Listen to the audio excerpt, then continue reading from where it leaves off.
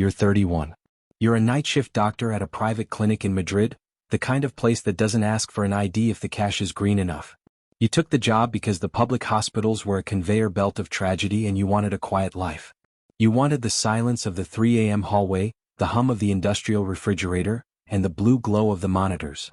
You told yourself you were trading prestige for peace. You didn't realize you were just trading one kind of ghost for another. It's a Tuesday in August. The Madrid heat is a physical weight, pressing against the windows of the clinic. The air conditioning is struggling, a low-frequency rattle that you've learned to tune out. You're sitting at the nursing station reading a medical journal you've already finished twice, when the door chimes. It's 3:14 a.m. She walks in holding her side. She's wearing a white silk dress that's no longer white. It's soaked through with a deep, oxidation brown red on the left rib cage. She doesn't stumble. She doesn't gasp. She walks to the counter, looks you in the eye and says, "I was told you were discreet." Her name is Elena. You don't find this out until you're 3 stitches deep into her side. She's refused the local anesthetic. She says she needs to stay sharp. You've seen bullet grazes before, but this is different. This is clean. A blade. You work in silence. The only sound is the metal of the forceps and the heavy rhythmic breathing she uses to fight the pain. She doesn't look at the wound. She looks at you. Not a glance but a study. Like she's reading your pulse through your fingertips. "You have steady hands," she says.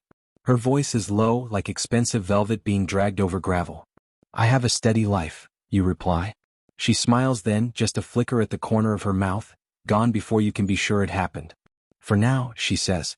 She pays in euros, the bills crisp and smelling of cedar and cold air. She leaves before the sun comes up. You watch her get into a black SUV that was idling at the curb. No license plate. You go back to the sink, wash the blood from your hands and tell yourself that's the end of it. It isn't. She comes back 2 weeks later. No wound this time. She just sits in the waiting room at 2 a.m. until you finish your rounds. She brings you a coffee from the place 3 blocks over, the one that's always closed to the public by midnight. "Why are you here?" you ask. "It's quiet," she says. And you don't ask questions. This becomes the pattern. Every Tuesday, 2 a.m. Sometimes she has a bruise on her jaw that she covers with expensive concealer. Sometimes she just needs a place to sit where no one is looking for her. You learn the rules without her ever speaking them. You don't call the police. You don't ask who she's fighting. You don't ask why men in gray suits start standing outside the clinic doors when she's inside. 3 months in, the world shifts. You're walking to your apartment after a shift when the black SUV pulls up. The window rolls down. Elena is in the back, her face partially obscured by the shadows. "Get in," she says. You should walk away. You should run toward the nearest metro station and never look back. But the Madrid night is heavy, and the look she gives you isn't a command, it's a plea. You get in.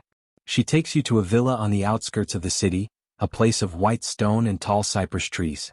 There's a man in the study with a gunshot wound to the thigh. He's losing blood fast. Elena stands by the window, smoking a cigarette, watching the lights of the city in the distance. "Save him," she says. "He's the only one who knows where the money is." "I'm a clinic doctor, Elena. Not a surgeon for the underworld." She turns around. The moon catches her eyes. They are flat, hard, and terrifyingly beautiful. "You're the man I trust," she says. "That's better than being a surgeon."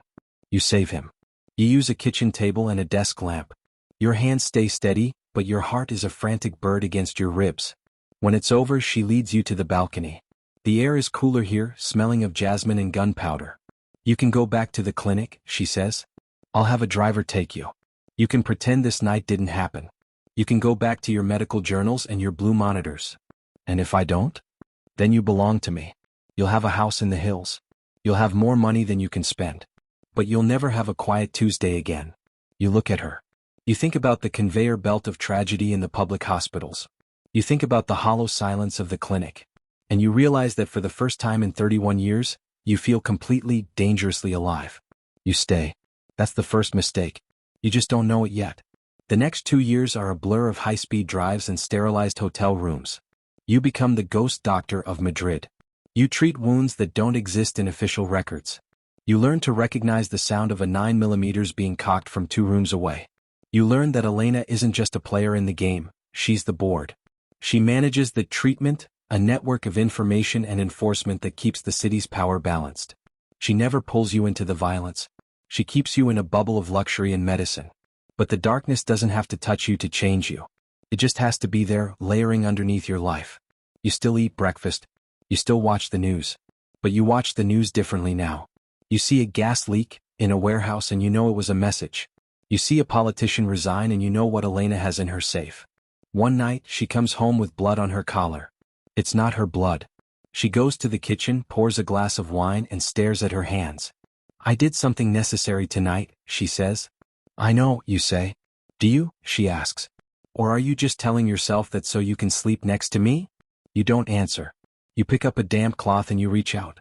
You wipe the blood from her neck, slow and careful, the way you used to clean a wound in the clinic. She closes her eyes. Her breathing hitches just once. In that moment, she isn't the Queen of Madrid. She's just the woman who walked into your clinic at 3:14 a.m. Here's what nobody tells you about this life. It's not the fear that gets you. It's the normalcy. The way you can become comfortable with the impossible. You learn to love the woman who orders hits with the same calm voice she uses to ask you how you slept. You learn that loyalty is a more addictive drug than any anesthetic you've ever prescribed. 5 years pass. You're 36. You're in a bookstore in Malesana, reaching for a book on Spanish history. Your hands are still steady. Your life is no longer quiet. You have a daughter now, a girl with Elena's eyes and your penchant for silence. You live in a house with thick walls and a security detail that looks like a landscaping crew. You think about the clinic sometimes. You think about the man who sat at the nursing station reading a journal he'd already finished twice. He feels like a character in a movie you saw a long time ago. Love isn't an explosion. It's a half-life. It's the way Elena changed the composition of your soul so slowly you didn't notice the transition. She didn't ruin you. She recalibrated you. She showed you that the opposite of safety isn't danger, it's purpose. You walk out of the bookstore. The black SUV is waiting at the curb. The window rolls down. She's in the back looking at a tablet, her face sharp and controlled. She looks up and she smiles. A real one. You get in the car. You don't ask where you're going. You already know. You're going home.